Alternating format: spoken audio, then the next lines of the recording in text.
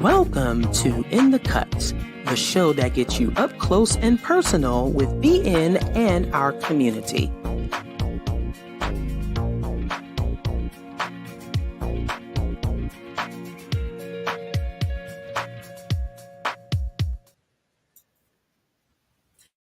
Afternoon or morning or evening, everyone. Welcome to In the Cut, the show that gets you up close and personal with Black non-believers and our community.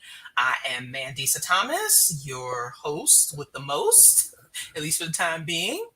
And just as we remind everyone with every show, In the Cut is a production of Black Non-Believers, which is a 501c3 organization. Headquartered in the Atlanta area, we connect with other Blacks and allies who are living free of religion and might otherwise be shunned by family members and friends by providing a caring, friendly, and informative community. Instead of accepting dogma, we determine truth and morality through reason and evidence. And the mission of Black non-believers is to provide secular fellowship, nurture and support non-believers in coming out, i.e. open identification, encourage pride in non-religious identities, educate the public on the history and current state of non-belief in the Black community, and to organize events and charitable causes. BN welcomes all regardless of race, age, gender identity, sexual identity, or national origin. However, our content and our work prioritizes Black non-religious voices. And I'm really excited about today because we are going across the pond with our special guest. But first, I want to introduce my co-host with the most. You have seen her on numerous programs like Women Atheists Unload and the Nonprofits, as well as In the Cut. She is also now our leader for our newly reinstated Chicago affiliate. Everyone, please welcome Cynthia McDonald as our co-host for today. Good afternoon, everybody. How are you doing? Good. Yes. What's going on? April is going to be very busy, and I'm just really excited. I just want to take a few minutes to say thank you once again for stepping up and joining our leadership team and reviving our Chicago affiliate. We had one a few years back. It was a bit of a challenge with some folks, but I am very happy that you are a part of the BN team now and engaging folks in person. And it is actually one of our fastest growing new affiliates. We received some really good feedback from all of our new affiliates, Detroit and Philadelphia as well. But Chicago has really started, blowing up lately. So just tell us, like, how are you finding the experience and how are you enjoying it so far? I love it. It is so great, awesome, exciting to really head up not only the affiliate chapter here in Chicago, but also being able to meet other Black free thinkers, agnostic, atheists, and people who just want just to find community. And every time that we have a meetup, we always end up talking about our deconversion stories, and also what kind of led us to this particular place. And it just seems like that the more that we have events like this is like shows how much the Black community, specifically the free thinking Black community, is really like thirsting for others and of a social network. And because like a lot of us coming from like the church area, we all came from church and whatnot. And that one of the things that it was like very difficult for us to do was to leave because we were going to lose community. But in this particular space, and I do apologize about that, we got a lot going on here, but but being able to actually have a space where we can be our authentic selves, and also be able to embrace our non-belief and be affirmed in that is like the best thing in the world. So I'm so elated and excited, and I've been meeting some really awesome people in Chicago. So I'm loving it, and I'm so glad that you said, come on, Cynthia, and I was like, all right, cool. Yeah, Kelly from Detroit is saying hello real quick. Saying hello before put her backstage. But yeah, that's Kelly from Detroit. She's helping us out on the back end. Shout out to her and shout out to C as well. Um, Cynthia, you have been, you and I have done, we've guested on other shows together. You've been featured at Women of Color Beyond Belief. We are both a part of some projects. And so what I really appreciate about you is that you bring some new ideas to the table. You start, you're like some new blood for us. And so, yeah, tell us about some of the things that you are that you're helping us work on for for our YouTube channel, and also as far as events. I know we'll get into some event announcements later, but Yeah. yeah, just tell the folks what they can look forward to, some of the ideas you had, and even that they can be a part of. Yeah. So we're probably going to be doing like some roundtables fairly soon with some other Black non-believers, doing some commentary on some my favorite segment on the nonprofits is shit internet apologists say, because they be saying some shit. So I thought it would be kind of cool if we can kind of like expand on that idea. And because like Christian apologists are not just white. No, they're not. And you actually have a growing number of Black Christians that are accepting or embracing apologetics. And it's so weird, but we're going to talk about that. And so we're going to be doing some of those pretty soon. Also, and we'll expound on this a little bit further about in the cut on location. I know that most likely be doing like some cross affiliate stuff with Detroit very soon, which is going to include in the cut. So please look out for that, and we'll discuss that a little bit further. And also even our Black History event that we did with Chris Cameron was so dope. Very much so a learning experience. It's always great to really be able to sit down and talk to a historian that is like, very versed on African American history and sharing that, and not only just the primary stuff, but like the secondary and the tertiary stuff too. Especially when it comes to people that are like us who happen to be atheists. It's kind of funny. I'll just touch on this like really quickly. So one of the programs that we're going to be doing a roundtable on happens to be with a Black Christian apologist who talked about the whole conundrum per se when it comes to Black atheists, and how even Black atheism or atheism is bad for the Black community. And I was like, first, and my question was to him would have been houseway. But one of the things that he said, and this is something that like a lot of us hear, is like this whole thing about it's a newer idea that we may have picked up from white supremacy, and that we're few in numbers, which is true, but there is a growing community of Black agnostic and atheists as well, because we're seeing through the conundrum of asking questions about what's the problem with evil, and how are we believing in things that are unfalsifiable, and also starting to ask questions and really embracing critical thinking, because a lot of times in church, it's not just the Black church, but in church, critical thinking and free thought is not encouraged. So to know, when Chris Cameron talked about his book Black Freethinkers, that there is a long history of Black atheists and agnostic who were very outspoken about their non-belief, and we are standing on the shoulders of them right now. It's like super exciting, and it makes you feel affirmed, like hey, we've been here before, and I'm not crazy. So there you go. Absolutely. We here at BN, we disrupt the narrative historically, currently, and also trying to develop that, move that pathway forward for the future. And so, yes, that is absolutely important. And I am excited that you are officially a part of the BN team now, as we continue to move forward. And let's go ahead and get to our special guests. Yes. Very, really, really excited, to have him on the show. Let me introduce him now. Our special guest is Robert Gillan, who also goes by The Real Nordic Black. Robert, originally from Oklahoma City, Oklahoma, was born into a military family.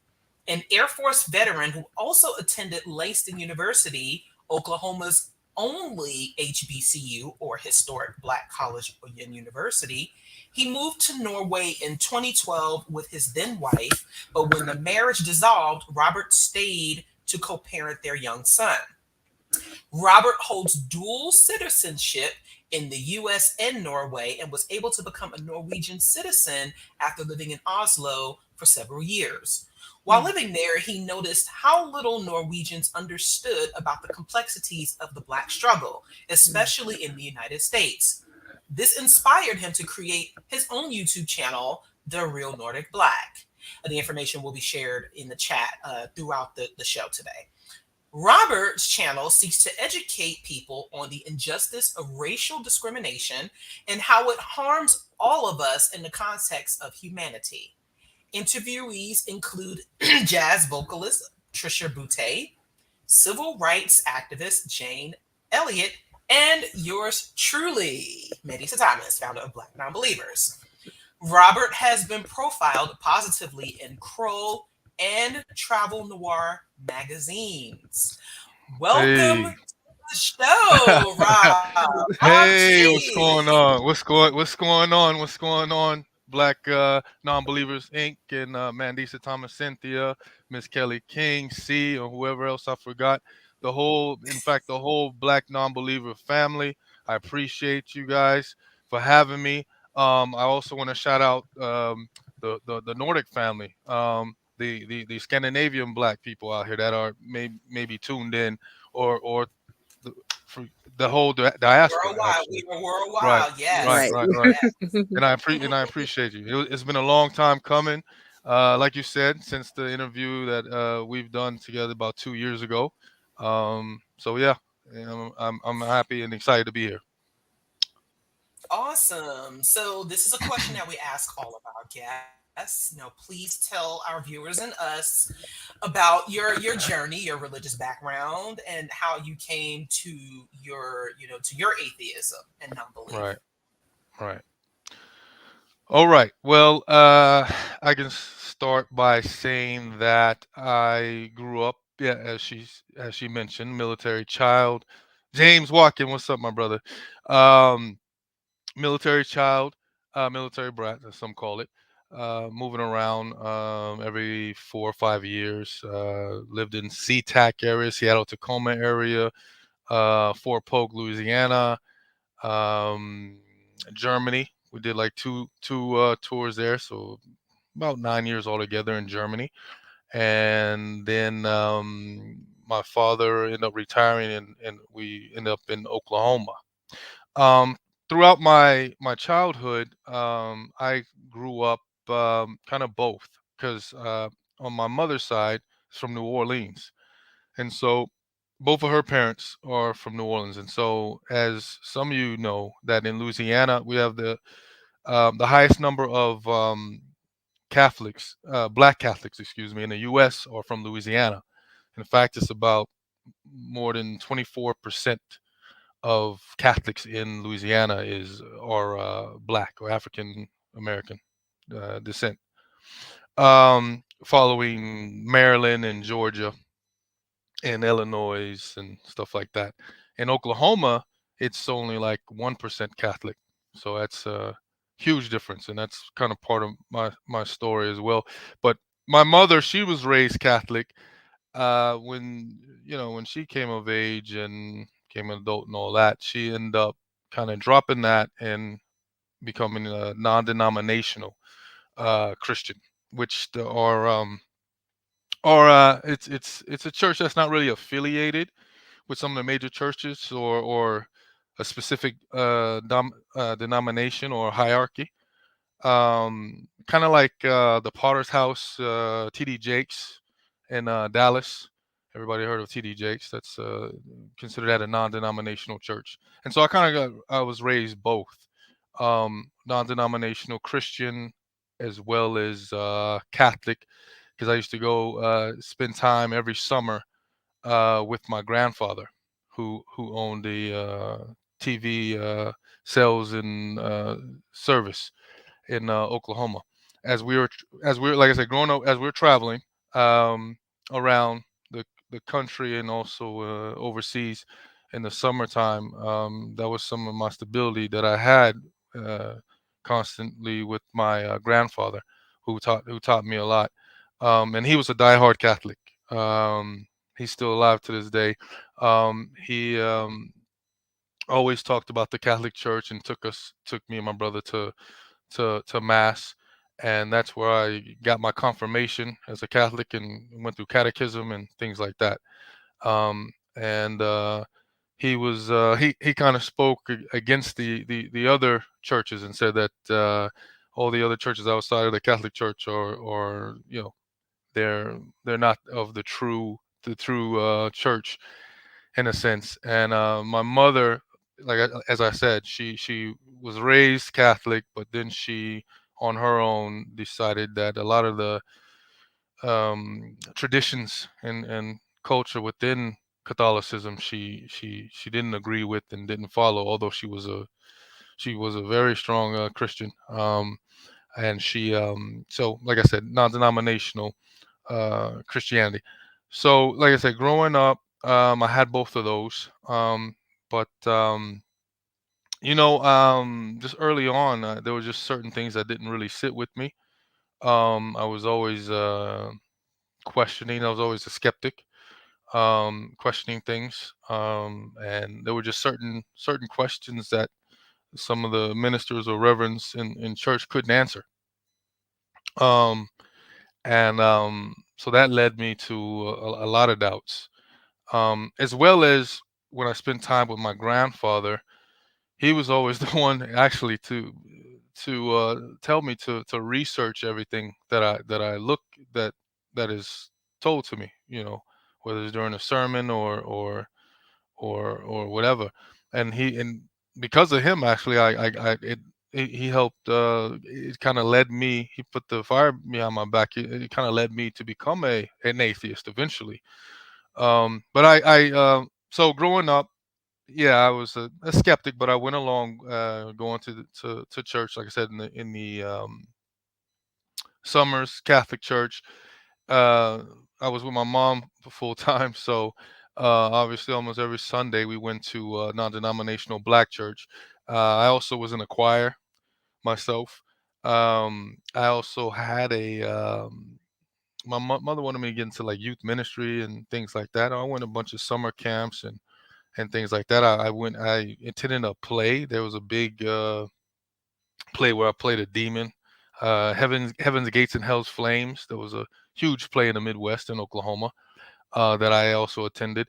Um, I remember doing a sermon around 11 years old, which I wish I could find that video. My mother recorded it, so I gave like a sermon myself about 11 years old.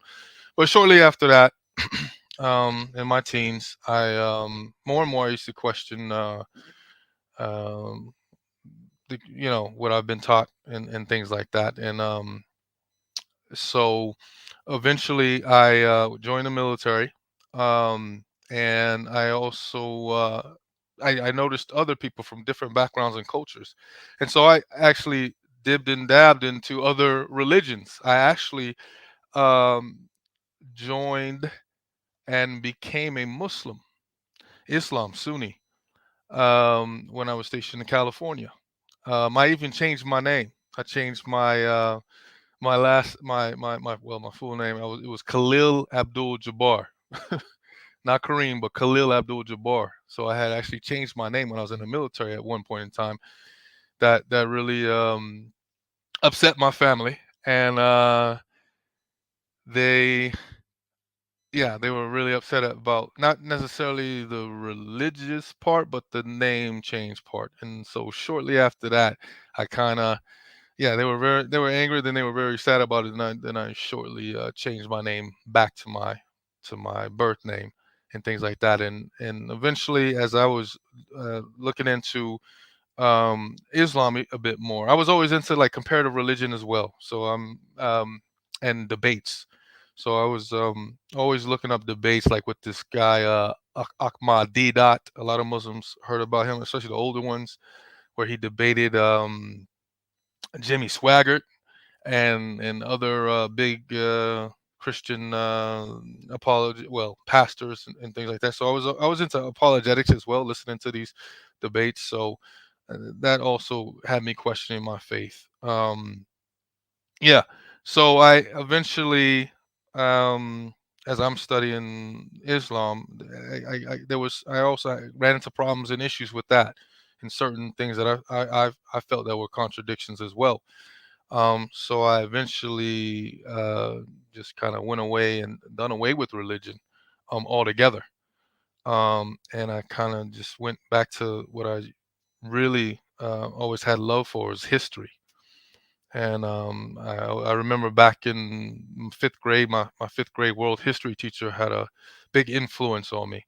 Um, how he was able to illuminate some of these stories that he was talking about a lot. He probably didn't think I was paying attention in class at the time, but I was, and I remember to this very day how he had an influence as well.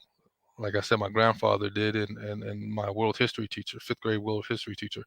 But he was able to illuminate a lot of these stories I remember about world history, and but the problem was in a lot of these histories that he spoke about in class, I hardly heard about anything about black folk, black people, and so that kind of led me to my own research because I remember back then I was wondering where is my place in history and where's in these stories that I hear about, and so I started to do that. Um, as Mandisa had said that I attended Langston University, HBCU. Although I didn't graduate, I went there for a couple of years. That my mother actually um, suggested that. My mother died in 2019, and she died in a church. Actually, she died as a Christian with how she wanted to die. So that's still near and dear to me. Um, Anyhow, one of her suggestions that when I got out of the military, I was in the Air Force. So during this Air Force time, that's when I had converted to, or reverted, they like to say, to Islam, and then I end up leaving Islam before I got out. Like I said, on my journey to become an agnostic atheist. When I got out of the military, out of the Air Force, um, when I came back to to Oklahoma, and I actually worked for the Army base out there for a little bit of civil service, and then I eventually went to school. I was planning on going back to school after I got out the military at some point. And my mother, I was kind of too late for admissions to a couple of universities in Oklahoma, and my mother said, "Well, why don't you try the the historical black college, Langston? You know, their admission period is later." I was like, "Nah, forget all that. I don't want to do that." I was like, "I'll just wait till next year or next semester or whatever." And she said, why don't you check it out?" And that was, I can say now, looking back, that was one of the best things that I believe I've ever done, uh, joining that um, university. And when I did, I realized how diverse as Black people we are and we were, and I learned a lot of history within that school, where how Links University was established before Oklahoma even became a state. Mm. Um, and things like that. Yeah. I don't know. I see you coming in, Cynthia. So I don't know. You ready to interject or ask a question or whatever? Maybe I'm saying Uh, too many right now. I no, was, you're good. going back in, going back into my, I'm 45 years old, about to be 46 this summer. Same. So there you go, there you go. And Yeah. so No. kind of looking back, trying to backtrack into my history, and then yeah, is sometimes kind of tough, and I may forget about things, and as I remember, I'll yeah mention. Oh, don't feel bad. I tell Right, right. Mandisa sometimes I can't even remember what happened 5 minutes ago. Right, Uh, right, right, right. I know that's right. Right. I was also gonna add now, although I'm a black atheist, my I always said it wasn't my main cup of tea in a way. My main thing is I'm usually talking about racism, or mm, history, African history, and things like that, and that's kind of my main thing. But of course, I touch on religion as well. Um, but so I think I'm more kind of known for getting into it with dealing with the racism, or dealing, talking about reparations like you do, Cynthia, and Mandisa, and other things. So I think I'm more on that, not as known for the religion part, but yeah, yeah, They do go hand in hand, as yes, you they do. absolutely, probably know. absolutely, Yes. Yes, absolutely, they do. absolutely, yeah, I was curious to know, Rob, yeah, going back to your journey, even though you didn't spend a lot of time there at Langston University, being at right, HBCU, yeah, did it? Well, one, we know that Langston Hughes himself was a free thinker. He was mm, an atheist agnostic as well. mm. Um, did part of going to that university and knowing the history of Langston Hughes influence you in any kind of way to kind of lead you to where you stand right now when it comes to religion and belief? Well, to be honest, no, I didn't think of it that much. Like I said, my mother was the one who gave me that idea to go there. Um, and to be honest, I want to try to correct something, and I may be wrong, because at first I even thought that Langston University was named after Langston Hughes, but I think it's named after another person, Mm. I believe, and unless I'm wrong, because Mm-hmm. I thought the same thing. Mm-hmm. But I think it's named after somebody else named by the name of Langston. But somebody can look that up, and then Right. The somebody consult the great oracle of Google and find out. right, right, right, right.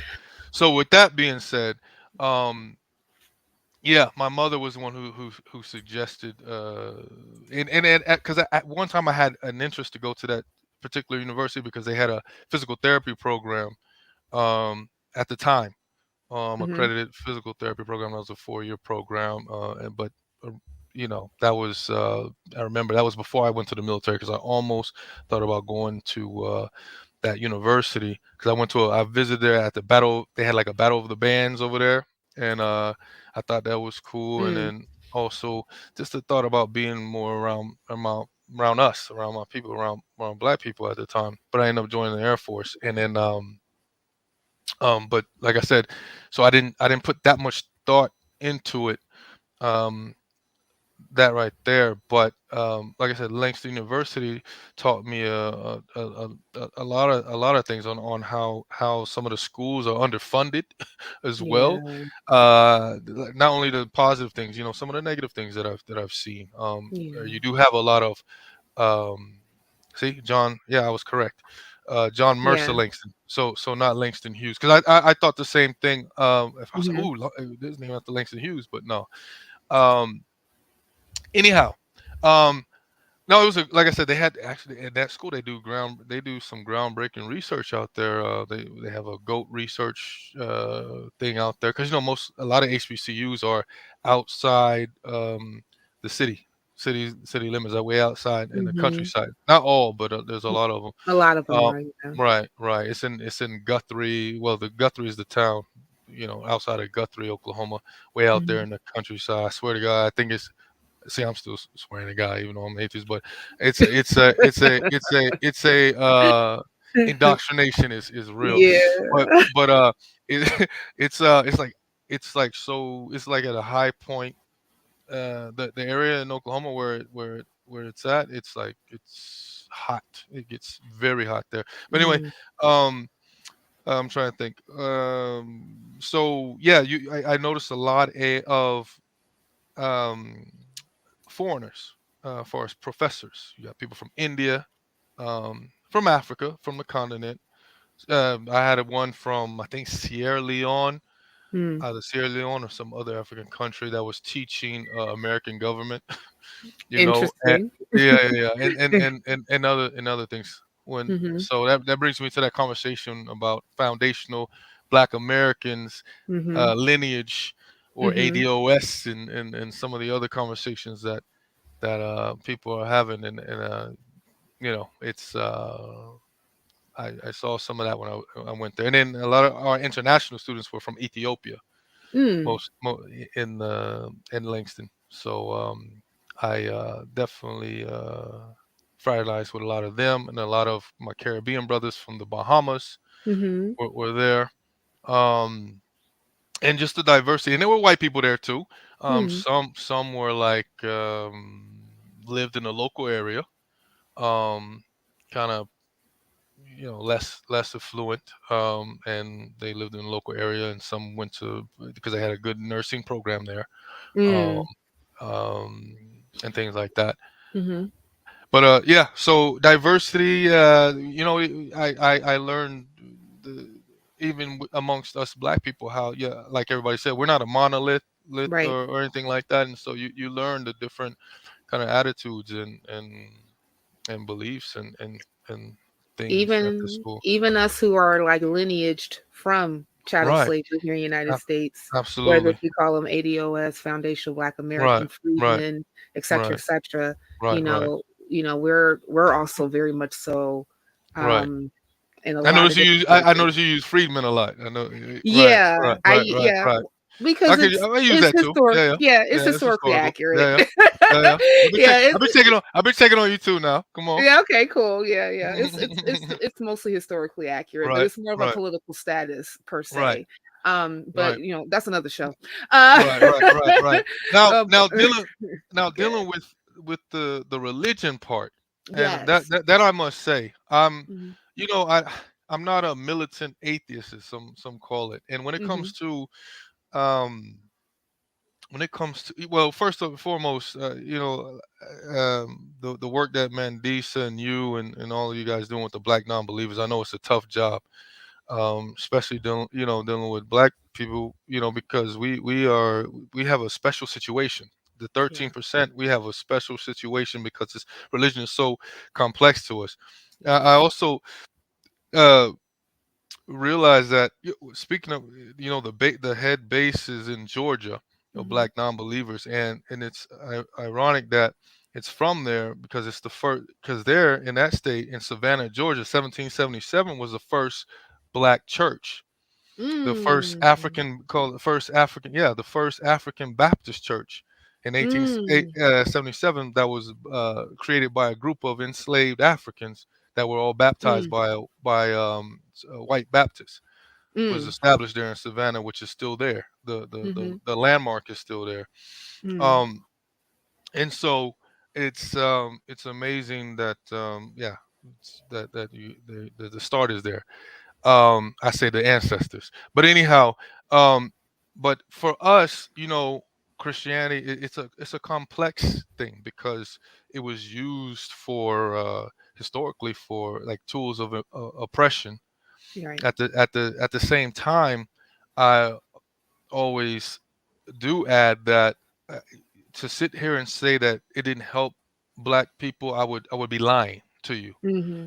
because there were times that the church was the influence, when it Right. came, yeah, I mean, it was part of people's identity, Hmm. uh and things like that, and they had key roles, in society, um And and organizing. right, in organizing social justice, and key, Hmm. Martin Luther King, Sure. you name it. And not only that, Malcolm X, we're talking about religion as a Right. Right. whole. Right. So to say that, Yeah, and many others. Mm-hmm. Um, so I always kind of talk about that, and it gave people strength and hope and community, you know. Yeah. And so to deny that is denying yourself and denying the truth, and so that I always add that. But to say that do churches play a great role now, um, or should be play that same role that they used to in the past. No, I disagree. I do believe atheism and shedding that religion is the way to go, and I agree. I absolutely agree with that. I didn't mean to cut you off. Were you on the verge of asking a question earlier, No, no, or you're good. You're you gonna good. let me? You gonna? I always like the free form talk Okay, I do conversation too. I anyway. do too. I was like, Yeah. yeah. I'm Yeah, not I used to mean, like, all this. I'm not used to all this right here. no, Yeah. you're good. You're good. I ain't in the big Afro atheist Esther. What's Yes, up? hello We S. go. How you Yeah, doing? It's great to right. see you. Every shout out to everybody that's in the chat as well. Absolutely. But yeah, let's discover that. Let's And talk a little bit more about right, that, if you right. don't mind. Yeah, Because yeah. like, one of the things that I And I don't see black people talking about that enough, because sometimes you'll get people talking about, yeah, it was the tools of oppression and all these other things. Yes, yeah, I get that. But yeah. I'm like, as you, out of all folks, being Mm-hmm. black, don't go in too hard, because it's very complex when it comes to us, when it comes to Sure. that. We know it was like I said, we know that the slave owners used it to suppress us and have us Yes. to be docile and Mm-hmm. submit to their The slavery Bible, right. Yeah, Use exactly. they use certain passages to Mm-hmm. you know, suppress us and things like that. We know that. Yeah. Yeah. And in fact, some religious institutions use that to this very day. Yep. Some churches don't. They frown upon black folks coming into their church. Right. To this day. To this So very it, day. Yeah. yeah. And It looks. patriarchal, and then that's a whole nother stuff to be Yeah. patriarchal and hetero. What do you call it? Uh, Heteronormative, Normative. There you all go. those, There you all go. the alls, right? So we know that. Yeah. But like I said, when you just speak it all, and that's where I sometimes catch issue with that. And then being my family, they'll see this. I'm on Facebook. I put up memes and posts, and my family. I know some of them. They be like, "Oh my god!" They don't, I think some of them, they just block the notifications, like y'all two do. And the thing is, sometimes, and the people that I interview too, I'm like, whoever, doesn't mean I agree with everything somebody says just because I interview them, Right. or I'm friends with them, or I'm on Facebook with them, like, or even if I post, sometimes I post things that are, to get people to engage. To be honest with you, Hmm. for the conversation, you know. Sometimes I admit there was a few times that I post something that was kind of insensitive to certain people. And I didn't realize it as much to a certain sector of people, and then I end up taking it, taking it down. Hmm. But I'm going to Afro atheist week. Um, I'm definitely going to uh, readdress some of those things, because I don't run from no Hmm. conversation. That's for That's sure. what's So up. I'm definitely going to readdress this one subject that I have in have in mind at some point but I'm gonna have experts um, in on that. Yeah. So they Yeah. won't think I'm just making stuff up. Well, it Yeah. would be great to see a conversation, a actual more succinct conversation concerning like religion and Yeah. the Black community, especially here in America, and Yeah. also in the diaspora too. I think that Absolutely. we're seeing a rise, especially in evangelical Christianity, especially in like Mm, in Africa. Um, mm. S can talk about that all day long. Um, Probably very, probably very, very, very American influence too. You know what I Yeah, it mean? is. To be honest A with lot of that you. a lot of that is very much so American influence as far as like, some of the different preachers and different things like that that have come over as Right. missionaries Right. to like, African and built like churches and things of that nature, and then definitely influenced the people that's out there to kind of, adopt that mega church mentality as Mm. well.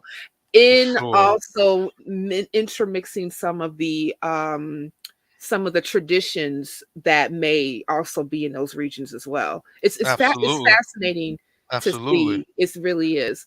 But And you know I'm another so sorry. Go ahead. subject. Oh, you know another subject. Speaking of religion, that what Yeah. fascinated me more and more as I learned more and more about our history and Mm. things like that was seeing some of the echoes of Africa. Yes.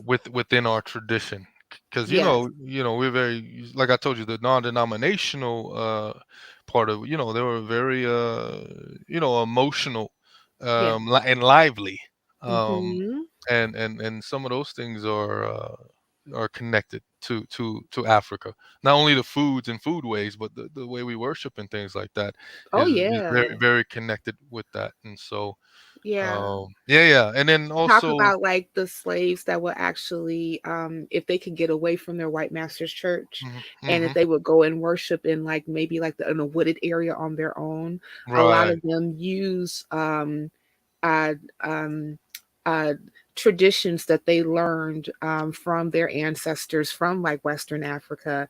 A right, lot of right, drumming, a lot of dancing, right, and they just kind of replaced the deity from right, their region with, right, with right, Jesus, right? right, right. And we definitely see those echoes when, especially when you go into like a black No doubt, charismatic church.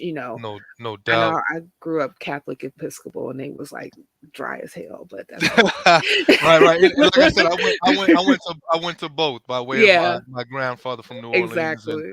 which Yeah. who he went to a all black Catholic school in Hmm. New Orleans, because like I said, there's over 24% of Catholics in Louisiana are Yeah, Catholic I was or reading black. about that. Yeah, I was Yeah, reading a couple of books that French talked about influence, French influence. French for. Oh yeah, most Yeah, yeah, definitely, yeah, most yeah, definitely.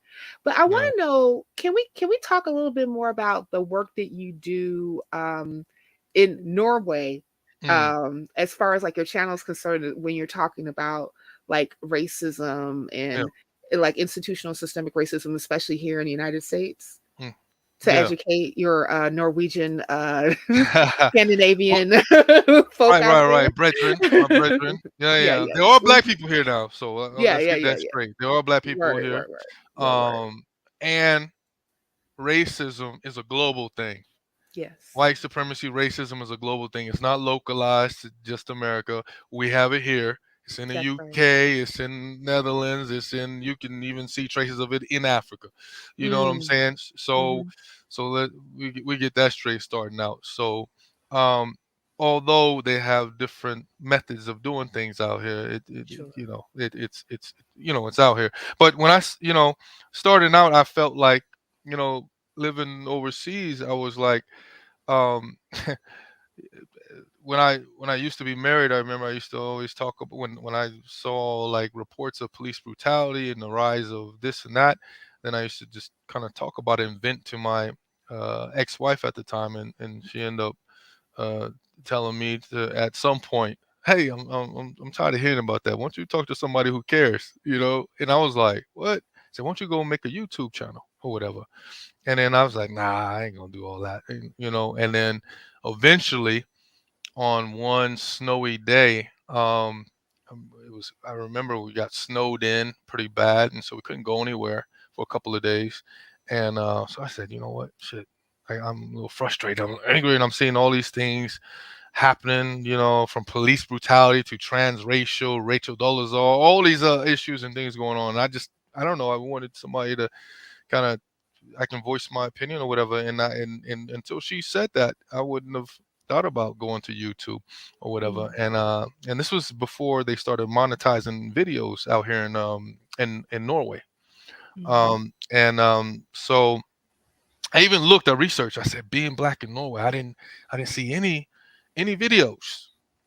And so I end up being the first one putting now, which is crazy, because at the time I would have had about 40,000, because I for some reason I made some mistake, and I took that off some of my original videos. And at the time, I was like the first person to put being black in Norway and talking social commentary on YouTube is Mm, concerned. Because before it was only like a makeup tutorial women out here and gamers. And this is Mm, even before they started to allow monetization of YouTube videos here in Norway, because that was later. Came later. Even though it mm, was monetized for a long time in the U.S., authority or whatever, I guess they had to fix something to allow other countries to be able to do it. But anyhow, it wasn't.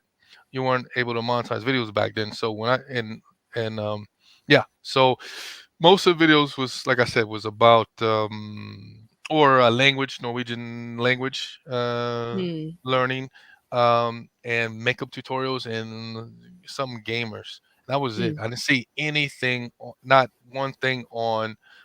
They had one little video, I think, and it was the guy didn't show his face or whatever. It was just like he showed like little video of him flipping a picture or whatever, and yeah, some still pictures or whatever about mm. racism, but you didn't hear him talk or anything like that. Right, Just, right. early, but that was, yeah, that was it, and there was nobody really doing any social commentary or talking about being black in Norway or black in Norway, and so I end up being the pioneer on that thing. Mm, Um, and so I started out with that, which was unbelievable because they had black people here for a long time, way before I've been here, and uh, and mhm, and there were other people talking about racism like on Twitter and some celebrities through the media and things like that. So they had theirs, but nobody on YouTube, and mm, so I was the first one to do that, and so that's how I started kind of picking up um, things, and I started to talk about Europe, African Europeans, and I started out talking about certain figures that black or African descent people that were living in Europe and may had some sort of pivotal role here in Europe, and those were my first kind of like little videos and things like that, and I started to notice that people in Norway, and some young and older started to notice some of that, and some didn't. I remember getting personal messages from some youth, some teenager that lived way up north, um, where it's kind of isolated town, where he's like the only mixed child, a person of color, mm, and he's never heard of any of the characters, and that he appreciated that I did that. And so those were actually the reasons why I continue to do what I do, to be honest with you, more than mm, anything, was mhm, these type of conversations and things like that. mhm. And so I just kind of kept it going, even though I know I'm not very tech savvy or whatever, and I wasn't gonna put that much money into it, but it was all about the connection. And to be honest, I was thinking YouTube and Facebook, a bunch of old timers, that will sit through a video and hear a long discussion. I'm cool with it. I don't need to, you know. I'm not so much into the TikTok, which I do see the relevance in it and all that. Yeah. But anyhow, so back then they didn't have a TikTok, but Mhm, um, so yeah, I started out with that and talking about certain historical figures, and yeah, and then we just kind of continue to go there. Like, let me grab that, a couple books. And as far as dealing with racism, I was like, I wanted to discover, and I was like, since all this talk about racism, let's go have a deep dive into racism. Let me delve into when racism started, when did it start? Why are white people called white people? Why are they call us, when did they start calling us niggers and black people? And so I started to, um, I have some of these books on my shelf. And so I like Revenge of the Racism, Classic Antiquity, and mm, things like that. So I said, let me go deep dive back. See, some of these people, they didn't even realize until now that some of these interviews, I got the books. You feel me? Until, yeah, that's a mhm, fact. It's a fact mhm. though. They realize that when they come, when if one of them come to the crib or whatever. That's a fact though. And then Mhm. and then like you guys were talking about, got that copy. You know what I mean? Like I can just pull books out. You know what I mean? But Nice. anyhow, but anyhow, so some of the I wanted to get into it and from different facets. You know what I'm saying? So I want to start out the origin of it. So I started out with that. And what amazed me was, even when I used to um because I started out on the internet going to these so-called conscious community circles, Mm, like the Saw Netters and sure. Amara. Almond Raw Squad, and Ross. Yeah, yeah, you yeah, you, yeah. you know which I interviewed one of them on Almond Raw Squad is live. Asari Imhotep. Uh You huh. know, it was a long interview. You know how those former Hebrew Israelites go. But he told me he could have went more. It went 3 hours. He almost went 5. I'm I'm like, bro, I sorry. gotta I'm sleep. just looking But at let's keep it 1,000. that So Jesus anyway, we, man. hey, look, We'll talk about that later. and Mendiza wasn't ready for me to ask her about that relationship. But anyway, let me stop. So going back to the, so I started out with the origin of Yes. this right here. But what I noticed was there were some people that when they that when they talked about the origin of racism, they sourced this guy a lot, Mm, Benjamin Isaac, and other people. And so I said, let me get to the source of this. And in my amazement, um, because this guy in particular, he lives in Israel, although he's a Dutch citizen, Dutch Israel citizen or whatever. He moved out there. He's Jewish, and he moved down to Israel, and I forget how old he was, but he's old, and he doesn't hardly have any. And I don't mean no ageism, no disrespect, but anyway. Um, he was awesome to interview, but it was hard. You couldn't hardly find any information on the guy. It was very you had to do some research, but I got to him, and to my amazement, I was like, I asked him. I said, a lot of people source you and stuff like that. I was just curious, you know, and I'm always curious when people are hooping and hollering a lot you know mm-hmm, I'm like, who did you talk to or whatever? Because like when I mention anything, even about this controversial subject that I'll touch into a little bit, people mm-hmm, didn't realize I actually the reason why I brought it up wasn't is my opinion. I'm just saying what I'm telling you what the experts say. You see, mm-hmm. when I come at you, I'm saying, well, the experts say this. Well, they Right. said, well, we got a whole bunch of information here. Well, okay. Well, Mm-hmm, the head of department here, if you look on one of my videos live, and in fact, everybody click like on this video right now if you liking what you see. Go to the Real Nordic Black YouTube channel, click like, click subscribe on that one, and go on videos and also in live, and you'll see some of my material and what I'm talking about. Anyhow, yeah, and well, I asked the guy. I said, "Yo, did have you ever spoken to anybody? Because who would you think that would be talking about racism most of the time? A person of color, you would assume, you would think." And mm-hmm. then I asked him. I said, "Have you been interviewed by any African Americans?" He said, "Nope, you're first." And I was like, "Damn." And I started to realize more and more people that I interviewed, I end up becoming the first. And I was like, that's crazy, unbelievable. And so a lot of these, I'm telling you, I- it's amazing. It's amazing. But anyhow, so that and then also Judaism, black people in Judaism. I interviewed a guy out there in California, UC Davis. Um, you name it, just a whole bunch. So it's I hope I answered the question. We have to. Yeah, I see that we gonna probably need a part 2, Mandisa, for a while because right. I got a whole Yeah. bunch of stuff that's like it's swirling in my head.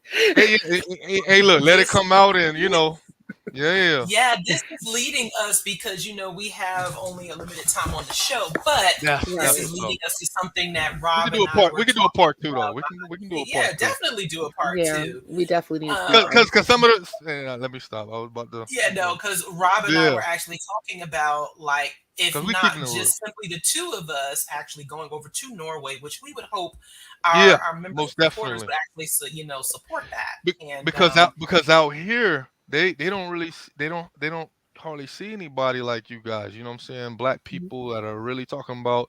I mean, even some places in the states don't even hardly see people like you. Like I said, and especially out here, and it's kind of a different dynamic. You have majority of black folks here or Somalian. Yeah, Well, at least some of them don't consider themselves black, but that's a whole nother right. discussion. That's a whole Yeah, nother so that discussion. that's leads part of us. part 2. Yes, but that leads us to a question real quick. Like, how do you enjoy being an expat or expatriate, as Hmm. most people Yes, know it? I'm. That's another. And I know would you you want to. I know you want to get preference? into it, Cynthia. I Yeah, do. Yeah, like yeah, how is it that are living in a whole Scandinavian country where they eat Yeah. raw fish? But I like sushi, but they vinegarize it. But that's Yo, neither here they nor they they there. love sushi out here though. You know, Yeah. they actually love sushi out here. That's one of the number. I think one of the number one things that I know. They love sushi, but they like the salmon because they are the made of salmon fish, and then Mm-hmm. in it's funny because in Japan they don't really eat sushi with salmon that much, but Right. right, but in Norway it's very popular.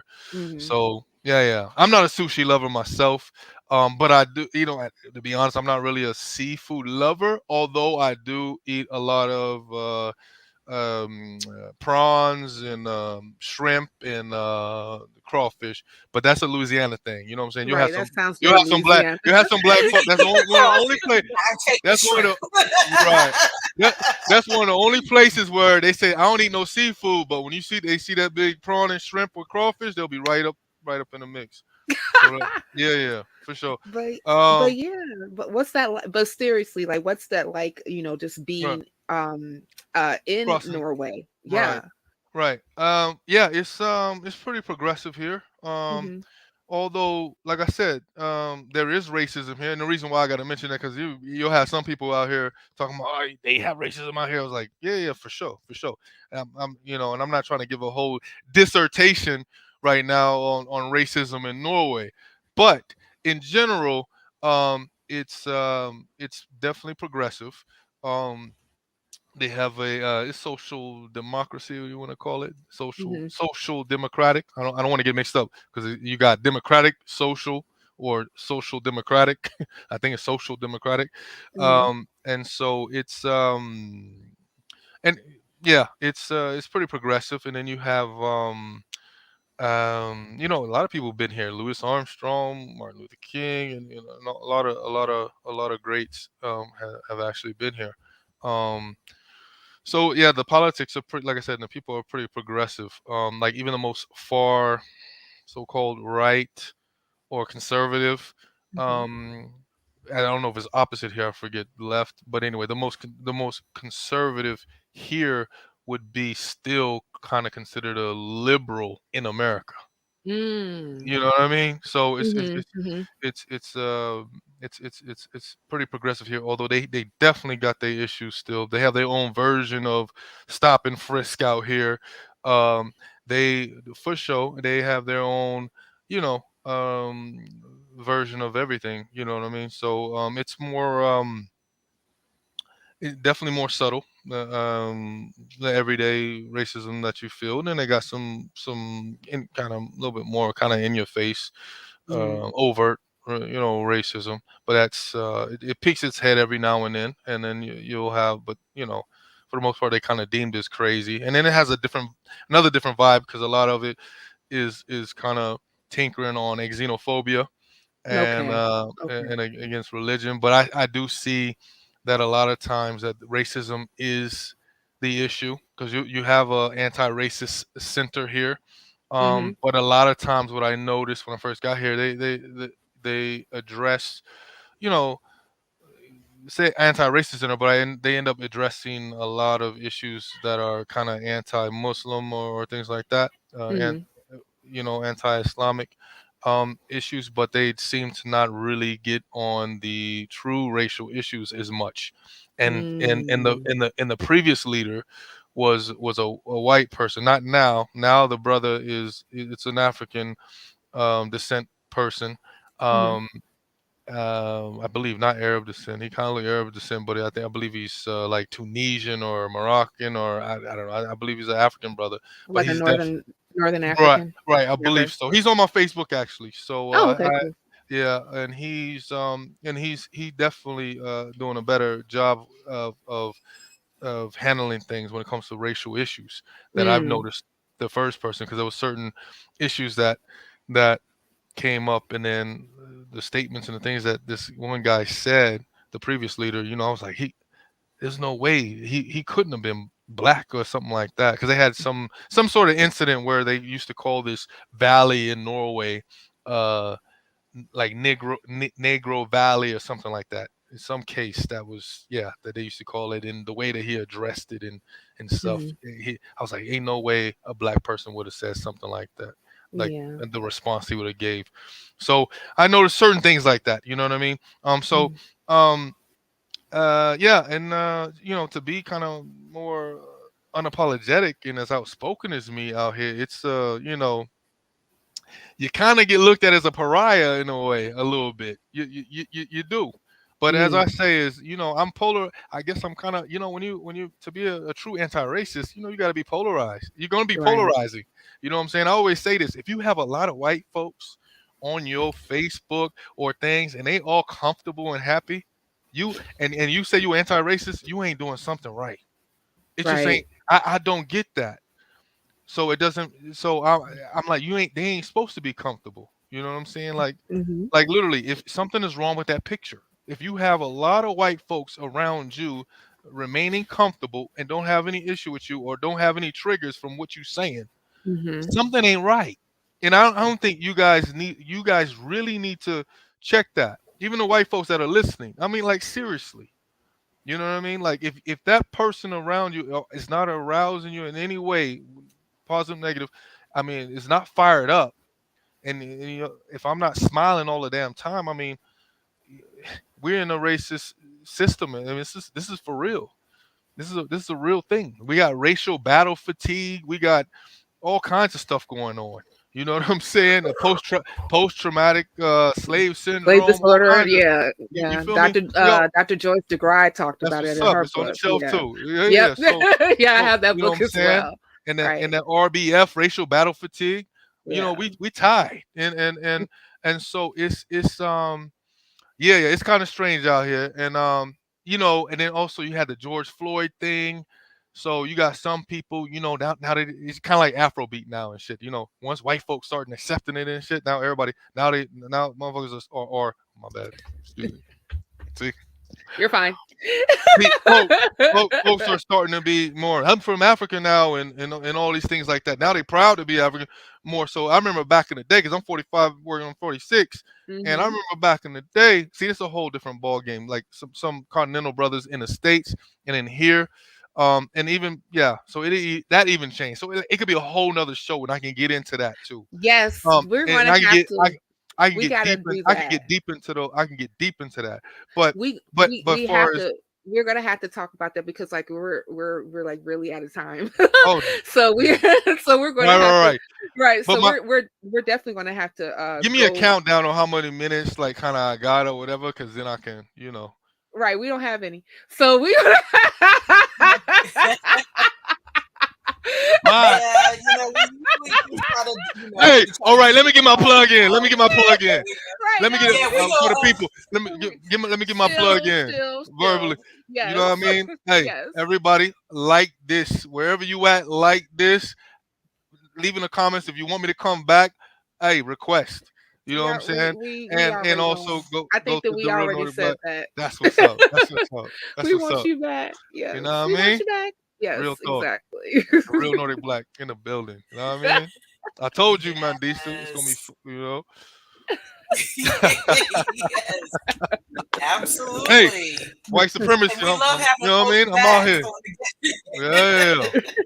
And anybody else that want to work with me, black podcasts out there, or whatever, want to collaborate too. If you're black specifically, holla at me. We can do that. You know what I mean? Because don't have me out here by myself. You know what I'm saying? Dodging these white supremacist races out here. You know what I mean? But a brother, yeah.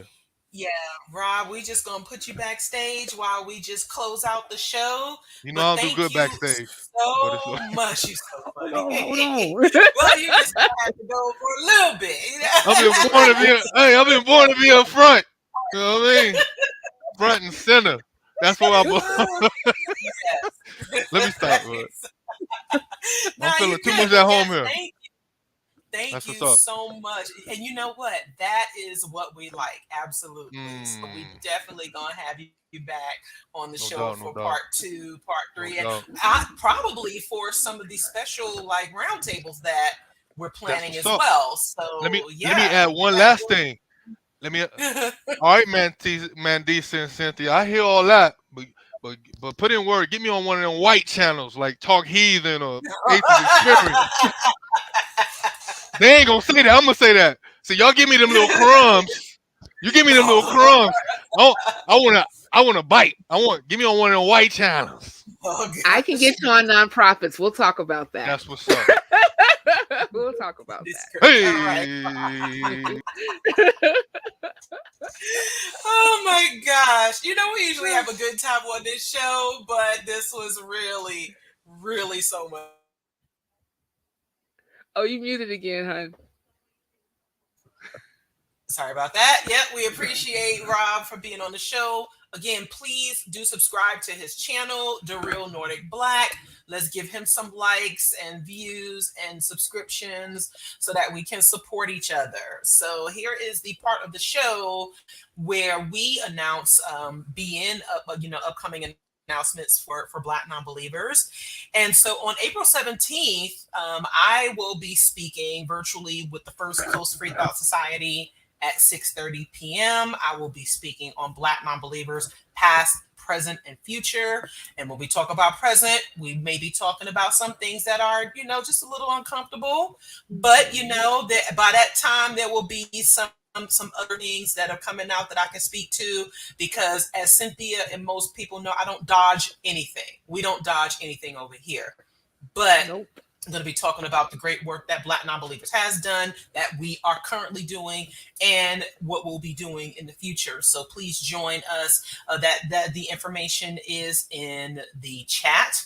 And also, before that, though, Cynthia and I will be back on the RFRX, Recovering from Religion, their talk series that they do every Monday. We will be there on April 10th. We will share that information once we have it.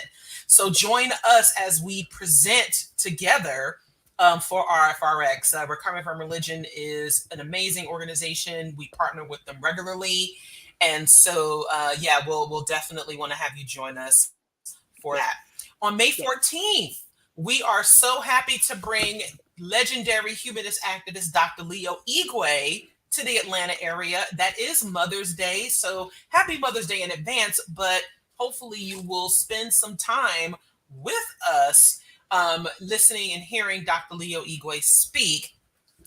It is presented jointly by Black Non-Believers, the Atlanta Free Thought Society, and the Ethical Humanists of Atlanta, and it will be available online. The link is in the chat. We are asking for a $10 suggested donation to help cover costs, and also to support our work. No one will be turned away for lack of funds, whether you are attending in person or online. But of course, we do ask that you support us bringing Dr. Igwe here. And like Cynthia said earlier, we will be tabling at the Motor City Black Age of Comics Convention in Detroit. That is June 3rd and 4th. This will be a joint collaboration with the Detroit and Chicago. And we will be interviewing, I think, the founder of this event there. Yes. Yeah. So Mr. Andre Batts, the creator of Dreadlocks and the Dreadlocks and the Black Watch series, and a very special friend of mine. So we'll be interviewing him live in the cut on June 4th in Detroit during the Comic-Con. So I'm super excited about that. Awesome.